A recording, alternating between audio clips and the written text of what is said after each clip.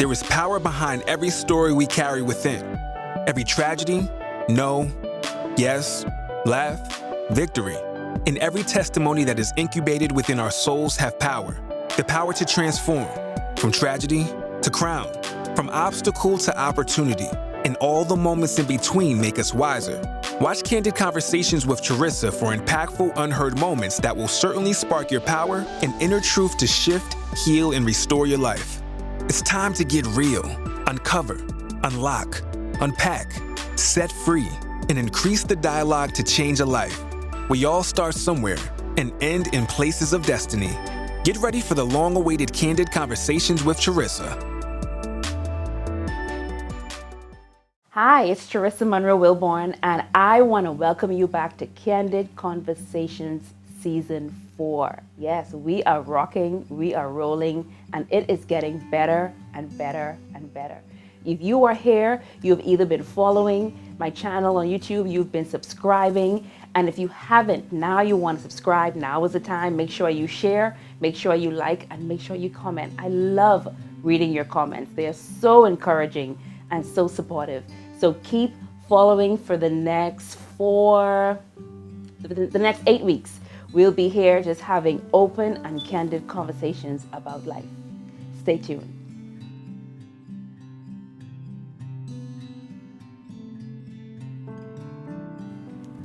What men want? What make you think I know?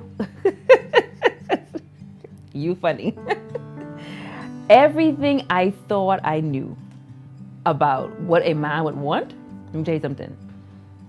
This Candid, I am learning new stuff every day. Being a new wife to someone, to a whole man. I thought I knew a man would like this, and I thought I knew that men was this, and then he is teaching me that everything I've been taught, everything I thought I knew, everything I thought I expected was a lie. So I don't know what in the world when men want. Now, what I will say, there are 3 things that I know that aren't preferential, or there are 3 things that I know that some men don't want, and then just some no. There are 3 generalizations that I could make about what men want. So I'll start with that. I will say all men want and need respect.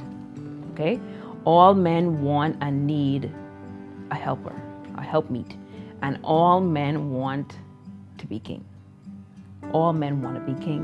They want to be treated like one.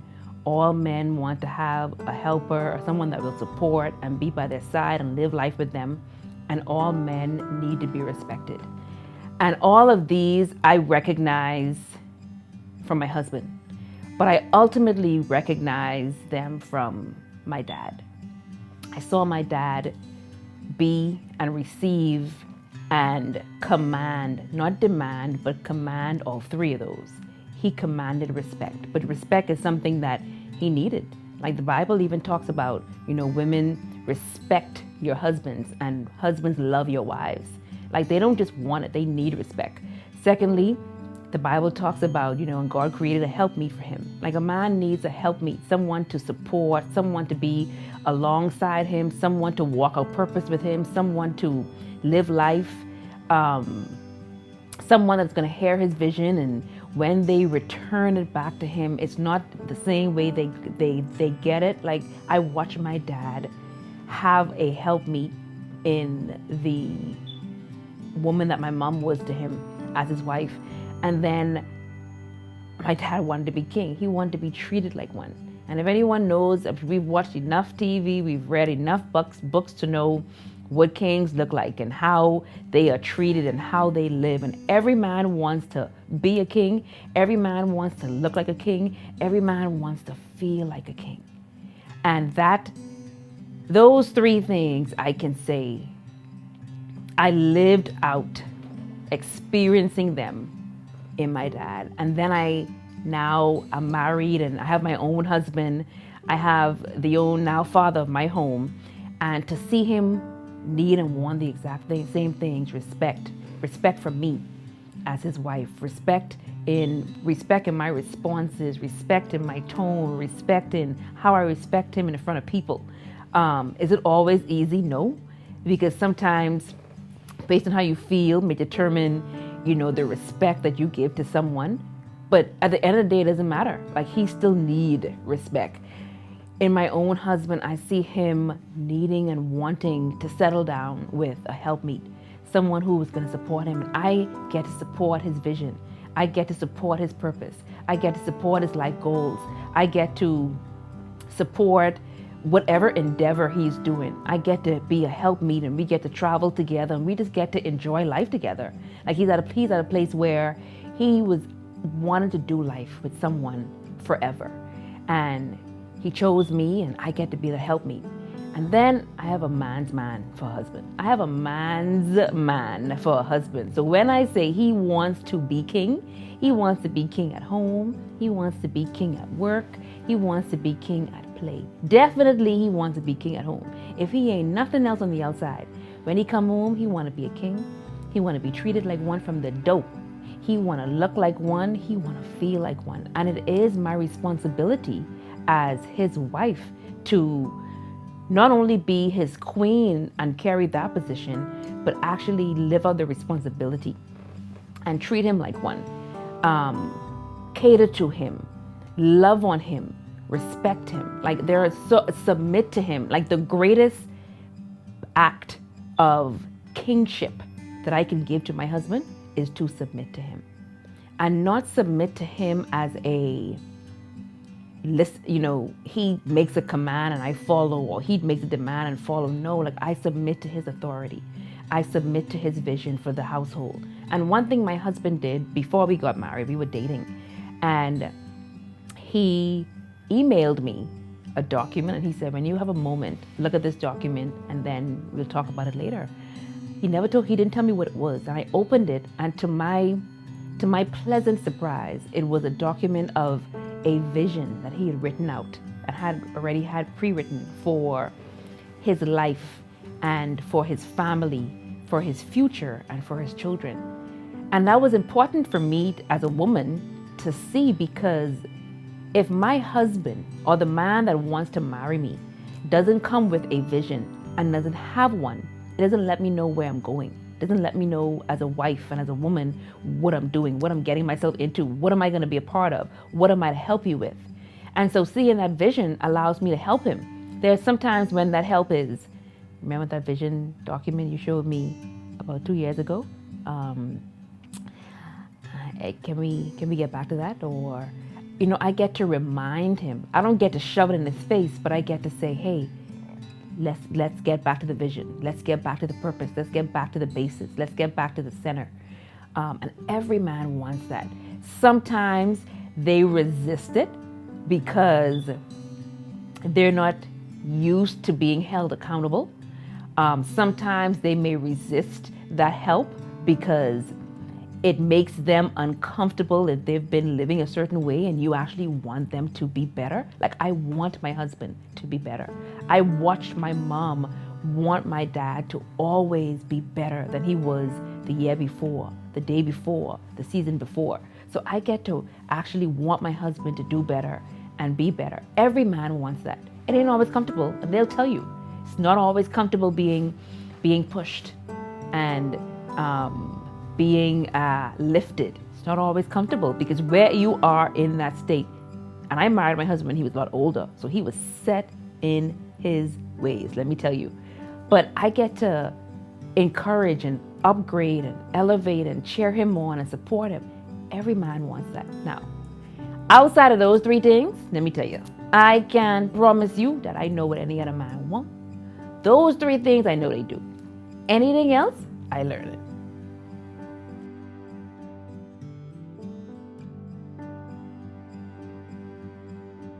Excellent question. How do you support as a wife or as a woman? But I want to talk to wives, because wives were given the command to respect your husbands. All men want to be respected. All men want to feel like kings and be kings, and all men need support and need a helpmeet. And how should a woman support a man that has lost his vision? And I think that's an excellent question, because there are so many men that go through life, experience hardships in life, and they do lose their way. We all lose our way. Actually, it ain't just men. Many times we as people, women, men, we lose our vision, we lose sight of our vision, we lose sight of our purpose. And I'm always encouraging people to go back to the basics, because going back to the basics means you're going back to why. You're going back to the what are we doing? Why are we here? Where were we going when we first started? And when you find a man who has been discouraged, who has been torn down, who has been disengaged and disconnected from his kingly authority and his vision, there's very little that a woman can do to him directly other than just be patient. I would say very little to a man that has lost his vision, because I never want to be that woman that tears down my man or my husband or my brother or my father with my words. I know men are not as emotional as we are, but words do mean something, especially from the women in their lives. Because keep in mind, as women, we are influencers. So anything we say, a man is they're gonna hear that, they're gonna take that, they're gonna feel that, and if we are not gonna lift them up, say nothing. So if I had a man, if my husband along the way misplaced his vision or lost his vision, I'm going beyond him. I gotta now go in prayer for him, on his behalf, while supporting wherever he is, while being patient and allowing him to find his way. Me badgering him and me saying, how dare you, and you said this back in the day, and me disrespecting him because I now no longer feel like he's a leader, having lost his vision, isn't going to help. But I get to go above him to the God that he should be submitting to. And I get to say, God, please help my husband. God, please show my husband the way. Please remind him of the vision that he had before. Please give him a new vision if that's according to your will.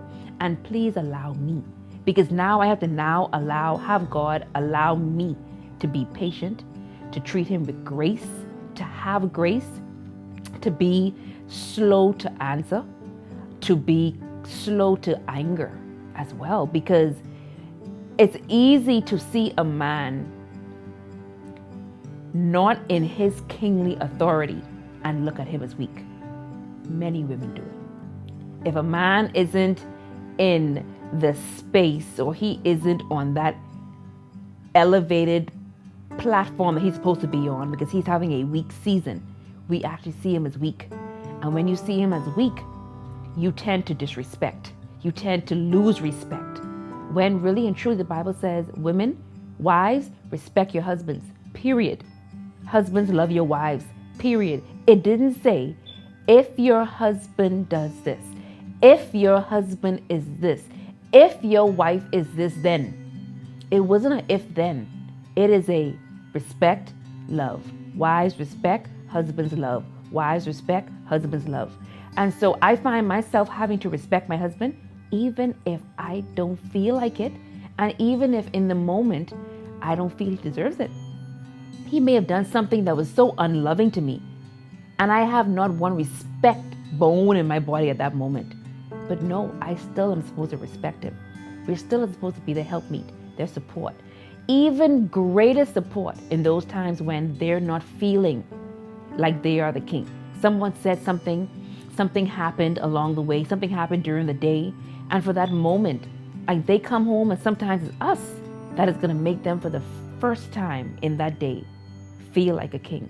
And I watch my mom do with my dad, and I watch I'm able to watch this experience happen between this queen and this king, this respect giver and this love giver, and I watch the fusion between the two of them, the dance that they played, Like this is a dance that we do. My husband and I now have to dance and figure out the balance between love and respect and king and queen and what he needs and what I need.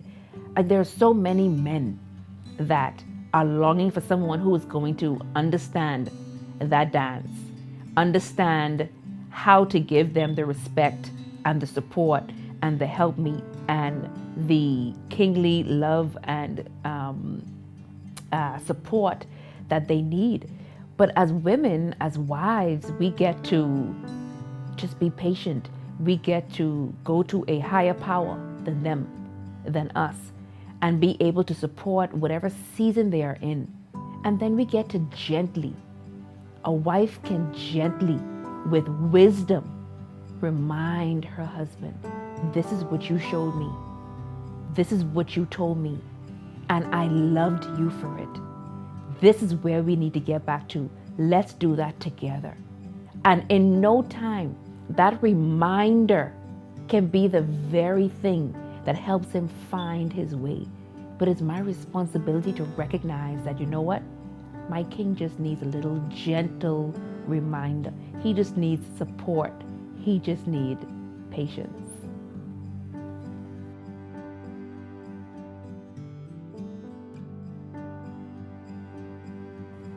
How am I overcoming the comparison bug, as you put it, between my husband and my dad? How am I overcoming? I'm still overcoming. That's the quickest, most simplest, best, transparent, candid answer I can give you. I am still overcoming that comparison bug. How about we just leave it right there? Because it really is a bug, and the bug is very much alive. Very much alive, because I had a great example for a father. I had a great example in my dad for a husband, for a man. My entire life, up until my dad died. And it's so ingrained that the comparison is subconscious. Like sometimes I don't even know I'm doing it. So my growth, as I talked about it in a different episode, is just the awareness that I do have that comparison bug. And I am still trying to figure out how to overcome that comparison bug. Because one thing we know is comparison kills. And if I continue to compare, subconsciously or consciously, compare my husband to my dad, who was a great man. And he was a great man all by himself. He was a great man in his own right. He was a different, unique, special, unicorn type of man. And I had been looking for my dad for a long time. It took me recently to realize that, Charisa, you looking to marry your dad and you ain't gonna never find him. And if I continue to compare my husband to him, it's going to kill our marriage. It will kill our relationship. And so I'm still overcoming. I am still overcoming the comparison bug. And I wish I can say how, because there's no cookie cutter. I think the number one how for me is the fact that I am self-aware that there are times when I do compare. And it's not to say that there is wrongness in me comparing, because that's all I know. That's all I know. But I have to be intentional. I guess I can make that number two. With number one being self-aware, now I have to be intentional about not comparing and not voicing that comparison, even if it is in my mind, not voicing it, understanding it, and then silencing it. But I have to be intentional about it. I have to be intentional about recognizing that my husband, is his own person. He's not my dad. He's his own personality. He's not my dad. But I also have to trust that I made a good decision. I made a right decision, and trust that he's going to love me in his own way. But I also trust the God in him, right? Who's bigger than me, who's bigger than him, who knows what I need. And I'm going to trust that he's going to love me in his own way. He's going to protect. He's going to provide for me. He's not going to intentionally hurt me. Like, these are things that I have to trust. But yeah, I'm still, I still overcoming that bug. That bug, I want That bug there. It there.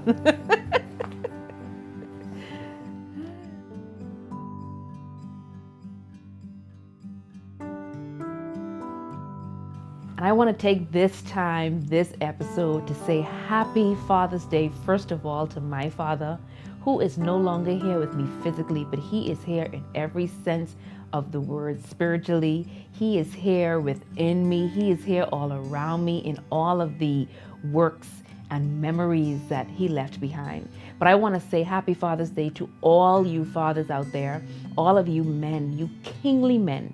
I hope that you are pampered today. I hope that you are respected.